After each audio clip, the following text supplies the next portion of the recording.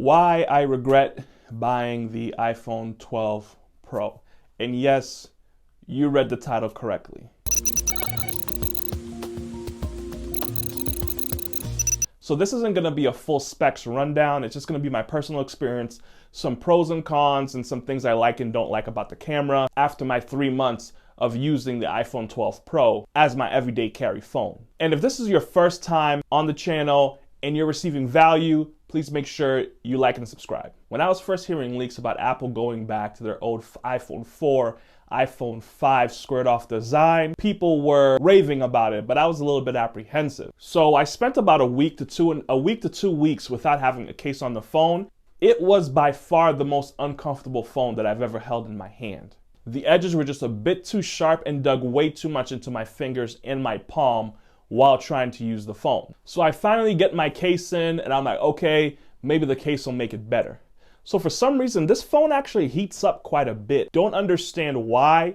If I'm gaming on it, I would expect it to heat up, sure, but even when I was just doing something simple as just charging it or using YouTube, this thing would get considerably hot. The black Apple leather case that I did have on it would get pretty warm as well, and it kind of felt like I was holding a hot pocket in my hand instead of a phone in my hand. Hot pockets! I kind of wish I just went with an iPhone 12 mini or an iPhone 12 Max. And another reason why I really regret buying this phone has quite a bit of heft to it.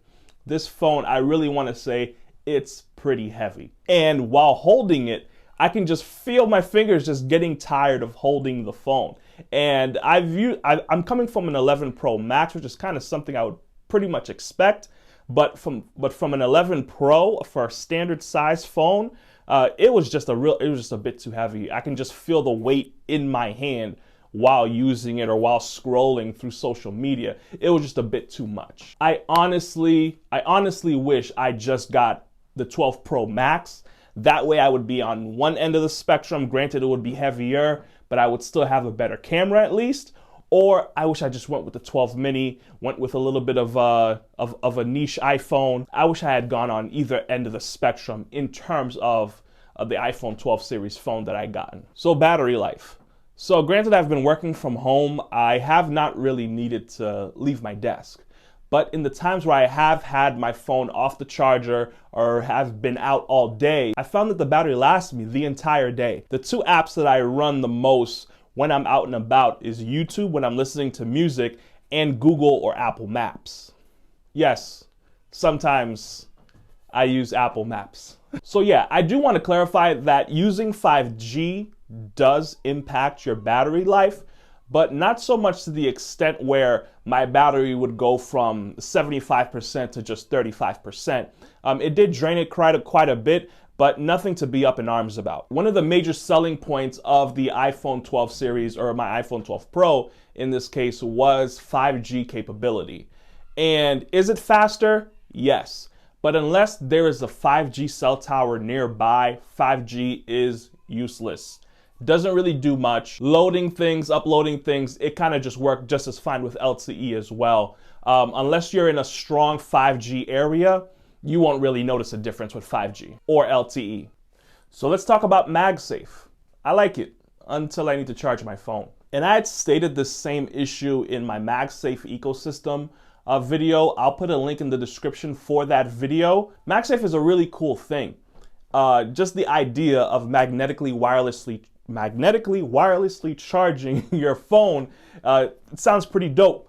But to be honest, 15 watts of charging just is not enough, especially if you are pressed for time or if you are on the go. Charging my iPhone 12 Pro via MagSafe has only been beneficial if I'm sleeping. When I put my phone on the wireless charger, I know 100% that it's charging. I can say going from 0% to 100%, it can take you close to 3 to 4 hours to charge your phone fully. The wallet and the case are great. I do use the wallet primarily. You can fit about 3 cards inside the wallet. I'm coming from a Carl Friedrich card case wallet and a Louis Vuitton card case wallet. And to be honest, I'll go with the Apple leather MagSafe wallet over both of those options. And like I said, if you want to know more of my thoughts about what I think about the MagSafe ecosystem, make sure you check that video below. So with the iPhone 12 Pro, you have a Super Retina XDR display. Why don't they just call it an OLED panel? The screen is super clear and crisp.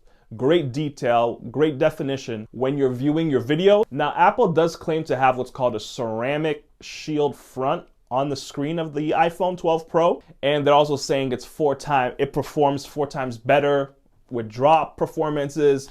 But at the end of the day, we all know glass is glass. So like I stated before, I spent about 2 weeks without a phone case or a screen protector on my phone. I was expecting to get a whole bunch of micro scratches on the screen, and to be honest, it was none of that. The screen was super clean, super crisp. I have had older iPhones that when I do put my iPhone in my pocket, I end up getting a ton of little micro scratches on the front and on the back. It looks like Apple has gotten around to fixing the little micro scratches issue. Face ID, and you're probably wondering, Dave, why are you talking about Face ID? Face ID has been on the iPhone since the iPhone 10. My issue is not really Face ID. My issue is, where is Touch ID? And Touch ID should have been on this iPhone 12 series, or especially the Pro lineup. There should have been an embedded fingerprint scanner the way the Samsung phones have been embedding the fingerprint scanner within the phone. Especially now when I'm at the grocery store, if I want to use Apple Pay, I have to pull down my mask in order to use Apple Pay. It would have been way better if there was just an in-display fingerprint scanner. They could have put it in the display, or even the way the iPad Air 4th generation has done it, embedding it within the power button. The new design for the iPhone 12 Pro allows that because the corners are no longer rounded corners, they're flat. Face masks are required everywhere. I cannot understand how Apple could have missed this one. But a firmware update coming where you can unlock your phone even with a mask on now. So once I try that out, maybe I'll post an update. So the iPhone 12 Pro is powered by an A14 Bionic chip. Yes, it's the fastest chip Apple has ever made. Yes, it's the best chip that's in an iPhone. Yeah, because it's the newest. So yeah, I'm not gonna bore you too much. Listen, it's super snappy, it's super fast, and it gets the job done. It's very smooth. I've had no performance issues at all, no freezing, no glitches with the iPhone 12 Pro, ranging from multitasking, consuming media, watching YouTube, or even gaming. So yeah, A14 Bionic. And the reason why most people upgrade iPhones maybe every year or even every other year is their camera. Regardless of what people want to say, regardless of whatever critique people may have, most working professional photographers do use iPhones as a secondary or even a tertiary shooter for their work. So first, you have your telephoto lens. It's not as sharp as the wide angle lens, but the fact that you don't have to take a few steps forward to get closer to your subject has been pretty useful, especially if the lighting is just right. I would not encourage anybody to depend on the telephoto lens if they're not in an ideal lighting situation. It comes with a wide angle lens, which is the lens that you're more likely to take photos and record on, and an ultra wide angle lens. And of course, there's computational photography. Apple has improved their night mode, and Deep Fusion still does a great job. This is not from a photographer's perspective, this is from a YouTuber's perspective. Here's what got me about the iPhone 12 Pro's cameras. I decided to get the iPhone 12 Pro as my everyday carry phone. I was interested in the redesign, I was interested in MagSafe, and just getting a new iPhone altogether. And I was going to be using my 11 Pro Max to shoot all my YouTube videos. So I didn't have to go back and forth between phones. So one day I happened to forget my 11 Pro Max and I'm stuck with my 12 Pro. Unfortunately. So I'm using my 12 Pro to record some footage of some true wireless earbuds that I was going to be doing a review on, and I noticed that I was getting this little blurry background effect. I was like, wow, the 11 Pro Max doesn't do that. And as I started to use my iPhone 12 Pro camera more and more to shoot more YouTube videos or to even record, I'm recording on the 12 Pro right now. I started more and more impressed with the camera while I was editing, rewatching the videos that I was taking of the products that I was going to be reviewing. The picture quality and video quality was night and day compared to the 11 Pro Max that I had originally. And I know the A14 Bionic chip definitely has something to do with that. So personally speaking, I do wish I went with the iPhone 12 Pro Max or the iPhone 12 mini. The mini would have been considerably lighter and a little bit better in my hand. Or even the Max, I would have just, sucked it up, dealt with the extra heft of the phone, and gotten an even better camera. But besides that, I take everything right back to the Apple Store and just keep the cameras if I could. I gotta say, this was a little bit of an L for me, but hey, what can you say? So I'll probably be keeping an eye out for iPhone 13, 12s to see what happens from there. And hey, if you watched this far and didn't subscribe, what are you doing?